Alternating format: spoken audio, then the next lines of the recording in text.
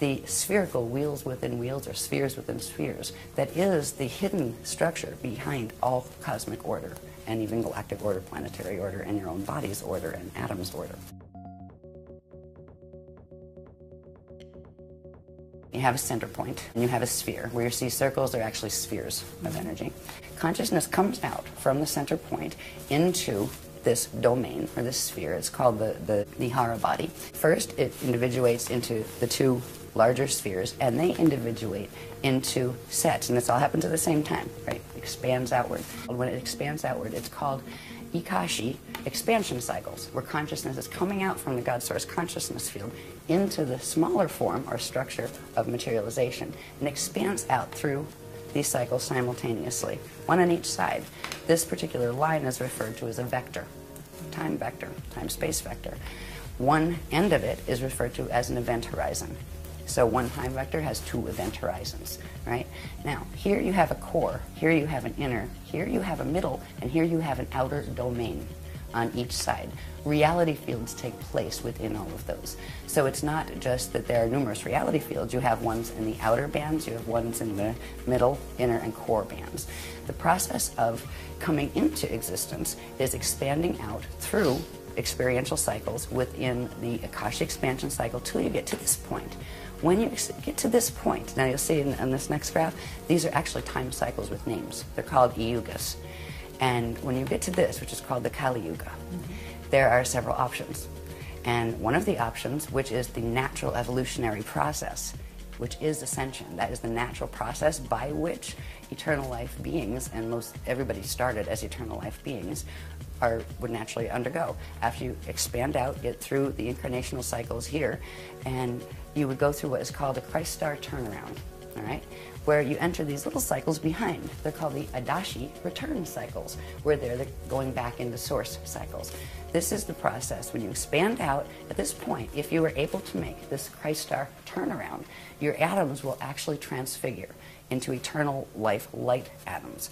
And at that point, whatever form you hold there becomes an eternal form that you can materialize and dematerialize at will. You become what's called an Adashi adept.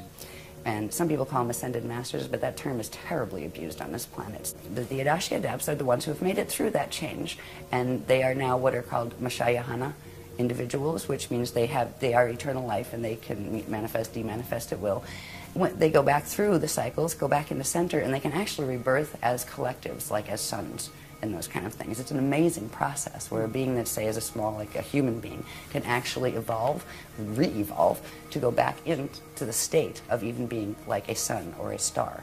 And it is an eternal process. There is no death involved in that process. That is the natural process for life forms. So when we're talking about ascension, it is about doing the natural re-evolutionary process, but that is not happening on this planet. When we get to this point of the Kali Yuga expansion, there are other things that can happen too. There are certain qualities about the science of ascension that are very, very much about physics. Right? And there are consequences in physics. If things are not working well on a planet, it affects the body of the people who live on it, and the animals who live on it, and the plants who live on it.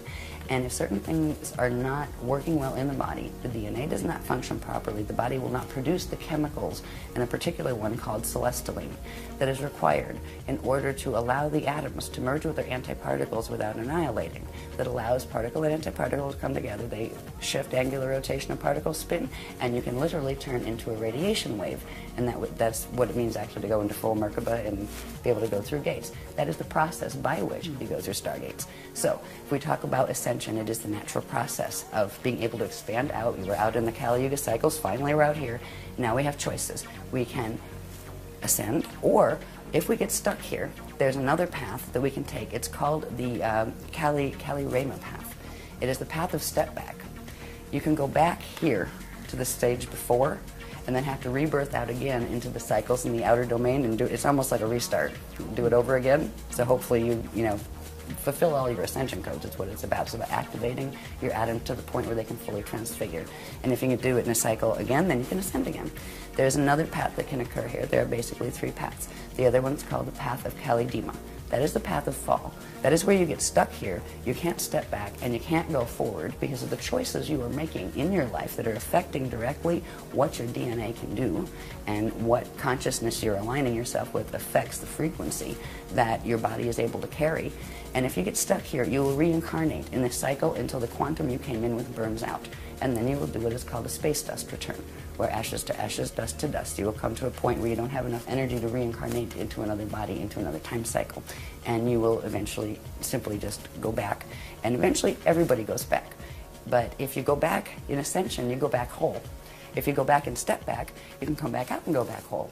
But if you do the fall path, you do go back eventually as space dust, where your body dies and your consciousness can no longer hold together, and it fragments and just becomes part of the local environment.